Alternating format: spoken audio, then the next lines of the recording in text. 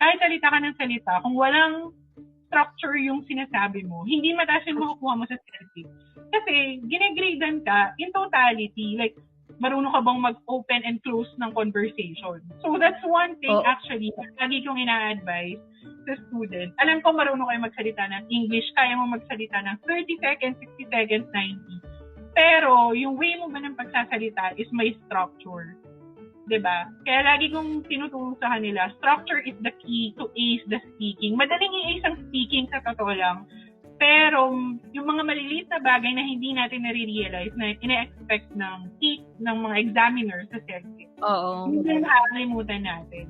So, nagulat sila, kailangan pala namin magpanggap na may kausap. So, exactly, kasi sino mo, an advice to your cousin.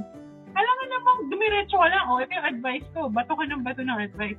Hindi mo ina-acknowledge yung cousin mo, alam mo yun, wala kang structure. Sabi ko, hindi maganda na walang structure pag speaking.